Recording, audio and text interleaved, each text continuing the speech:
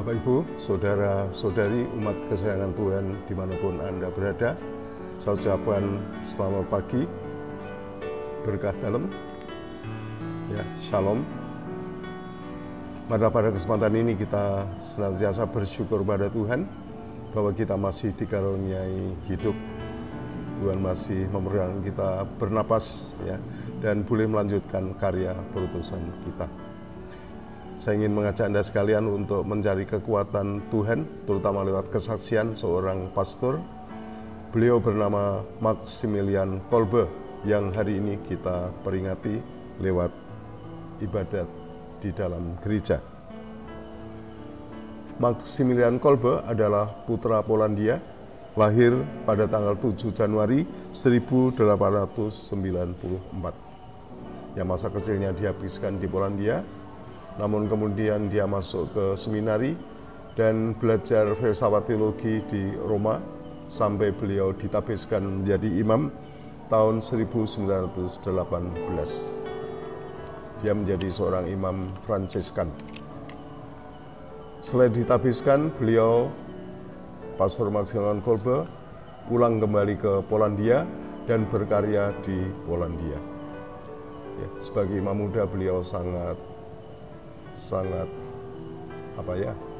mencintai umat, ya, sungguh-sungguh bersemangat, rendah hati, dan memberdayakan umat, mendampingi umat di dalam suka duka kehidupan mereka. Sebagaimana kita tahu, tahun 1919 pecahlah Perang Dunia yang pertama, dan pada waktu itu Jerman masuk ke Polandia dengan polisi rahasia yang terkenal itu, Gestapo, ya. Jerman masuk ke Polandia, dan salah satu cara mereka untuk mengendalikan masyarakat, menakut-nakuti masyarakat, Gestapo ini menangkapi dan memenjarakan, bahkan membunuh tokoh-tokoh masyarakat, baik tokoh-tokoh masyarakat dalam arti tokoh politis maupun juga tokoh agama. Romo Maximilian Kolbe termasuk yang ditangkap oleh Gestapo dan dipenjarakan bersama tokoh-tokoh masyarakat yang lain. Yang mereka sangat menderita karena kurang makan, kesehatan tidak diperhatikan, dan Romo Maximilian Kolbe menjadi sangat kurus dan terserang penyakit TBC. Ya, mereka sangat menderita di dalam tahanan dan banyak yang mati, banyak yang meninggal, dan ada juga yang memang dibunuh, ya, oleh Gestapo. Dalam kesempatan itu terjadilah pada suatu saat ada seorang bapak yang dijatuhi hukuman mati. Ya, bapak itu sangat ketakutan menghadapi keputusan pengadilan itu. Dan apa yang terjadi, dia seringkali berteriak-teriak ketakutan. Di dalam teriakannya itu dia selalu menyebut istri, menyebut nama anak-anaknya. Romo Maximilian Kolbe yang mendengar teriakannya, mendengar sebutan istri dan anak-anaknya, sangat tersentuh hatinya, sangat terharu. Dan Romo Maximilian berniat untuk menggantikan bapak itu menjalani hukuman mati. Dia akhirnya menghadap pimpinan Gestapo dan ternyata permohonannya itu dikabulkan. Bapak itu dibebaskan dari hukuman mati dan Romo Maximilian lah yang akan menjalaninya. Dan demikianlah yang terjadi.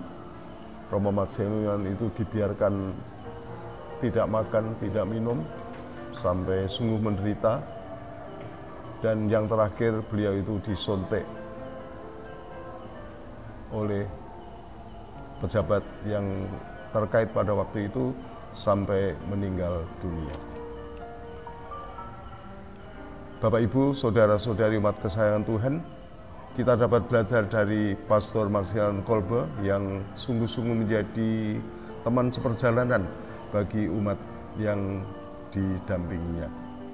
Di dalam penderitaan, dia tidak asik dengan penderitaannya, tidak menjadi berkecil hati karena penderitaannya. Dia tetap bersemangat, dia tetap berpengharapan, dan dia sungguh-sungguh menguatkan umat di dalam situasi yang berat itu. Maksudnya keluarga selalu hadir sebagai utusan Tuhan, walaupun di dalam keadaan yang sangat berat dan sulit.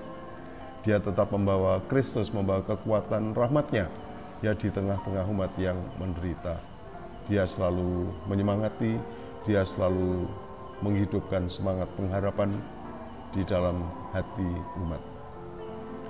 Saudara-saudara sekalian, kita yang hidup di dalam keluarga, kita yang hidup di dalam kehidupan bersama, saya kira kita juga sering mengalami suka duka.